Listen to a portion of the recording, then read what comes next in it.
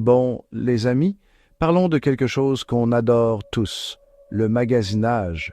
Mais pas le genre amusant, le genre où vous allez au magasin et soudainement, vos jeans préférés sont plus chers, votre café préféré coûte plus cher, même les jouets de vos enfants ont mystérieusement augmenté de prix. Que se passe-t-il? Eh bien, parfois, c'est juste la bonne vieille inflation. Mais d'autres fois, c'est la politique, tout simplement. Voyez-vous, les gouvernements ont ces choses appelées tarifs douaniers. Pensez-y comme des taxes sur les produits provenant d'autres pays. Alors, ce vin français que vous appréciez, bam, tarif douanier. Cette voiture allemande que vous convoitez, attaque tarifaire. Ces tarifs rendent ces produits importés plus chers. Et devinez qui finit par payer le prix? Vous, le consommateur, debout dans l'allée en vous demandant si vous avez vraiment de ce supplément d'espresso. Maintenant, je ne dis pas que les tarifs douaniers sont toujours mauvais. Parfois, ils sont utilisés pour protéger les entreprises locales ou punir les pays qui ne jouent pas franc jeu. Mais une chose est sûre, lorsque les gouvernements commencent à imposer des tarifs douaniers sur tout, c'est un signe que les choses sont sur le point de devenir intéressantes. Et par intéressantes, je veux dire potentiellement plus chères pour vous et moi. Alors, la prochaine fois que vous êtes à la caisse et que votre mâchoire tombe en voyant le total, rappelez-vous, la politique pourrait être en partie responsable. Et vous voudrez peut-être faire le plein de ces produits essentiels avant que les choses ne deviennent encore plus folles. Parce que croyez-moi, dans le monde des tarifs douaniers, ce qui semble bon marché aujourd'hui pourrait être l'article de luxe de demain. Accrochez-vous à vos tucs, tout le monde, parce que les choses sont devenues sérieuses dans le monde du commerce international. Vous vous souvenez de toute cette histoire de guerre commerciale qui inquiétait tout le monde il y a quelques années? Ouais, eh bien, c'est de retour, et cette fois, c'est personnel. Depuis mars 2025, les États-Unis imposent des tarifs douaniers sur toutes sortes de produits, comme un enfant avec une nouvelle tapette à mouches dans une pièce pleine de... Enfin, vous voyez le tableau. On parle d'un énorme tarif douanier de 25% sur l'acier importé, de 10% sur l'aluminium, et tenez-vous bien, jusqu'à 35% sur certains produits électroniques et manufacturés. Bon, je ne suis pas économiste, mais même moi, je peux vous dire que ce sont des chiffres importants.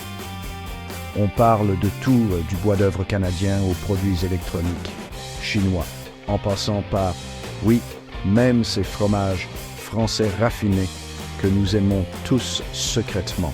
En gros, si c'est importé et que c'est un tant soit peu agréable, il y a de fortes chances que ce soit frappé d'un gros tarif douanier américain.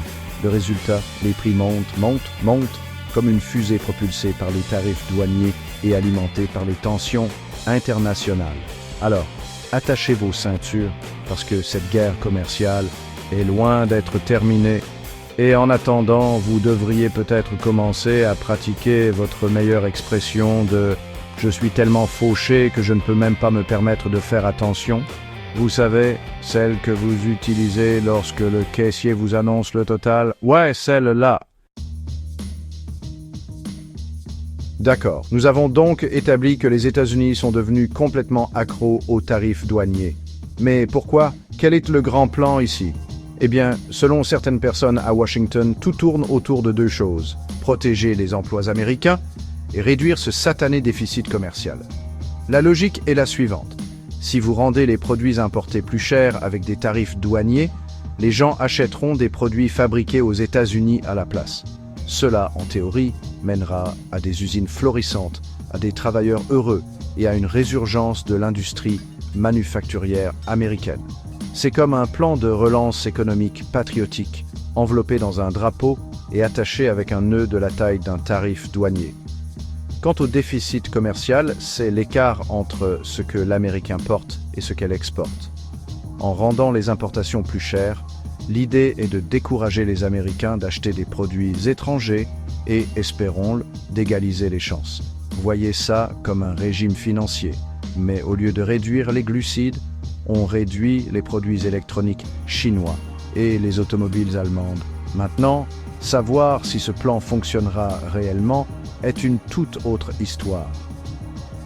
Certains experts soutiennent que les tarifs douaniers pourraient en fait se retourner contre nous, entraînant une hausse des prix pour les consommateurs, des représailles de la part d'autres pays et, en fin de compte, nuire aux industries même qu'ils sont censés protéger. Mais bon, qui a besoin d'experts quand on a le bon vieil optimisme américain, n'est-ce pas? N'est-ce pas? Vous souvenez du Canada? Nos sympathiques voisins du Nord, connus pour leur sirop d'érable, leur obsession du hockey et leurs excuses trop fréquentes, eh bien, ils ne se sentent pas très désolés ces jours-ci. Et pour une bonne raison. Voyez-vous, le Canada est le plus grand partenaire commercial des États-Unis. Alors, lorsque les États-Unis commencent à lancer des tarifs douaniers comme des confettis lors d'un défilé, le Canada est inondé. Et pas dans le bon sens du terme. On parle de bois d'œuvre, d'acier, d'aluminium et même de produits laitiers. Tous sont frappés par des tarifs douaniers qui rendent la vie plus chère pour les Canadiens et mettent à rude épreuve la relation historiquement amicale entre les deux pays. Et ce n'est pas seulement l'impact direct des tarifs douaniers eux-mêmes. L'incertitude qu'ils créent rend les entreprises hésitantes à investir et à planifier pour l'avenir. C'est comme essayer de jouer une partie d'échecs alors que les règles changent constamment en cours de jeu. Sauf qu'au lieu de pièces d'échecs, il s'agit des moyens de subsistance des gens. Alors, que font nos amis canadiens à ce sujet? Eh bien, ils ne se laissent pas faire, hein? Ils ont imposé des tarifs douaniers de représailles sur une gamme de produits américains, du ketchup au bourbon en passant par le papier hygiénique. C'est vrai, l'Amérique, vous voulez vous en prendre à leur bois d'œuvre? Ils s'en prendront à vos pauses toilettes. C'est un cas classique de tarif douanier pour un tarif douanier et franchement, personne ne gagne dans ce scénario. Sauf peut-être les fabricants de solutions de rechange au papier hygiénique.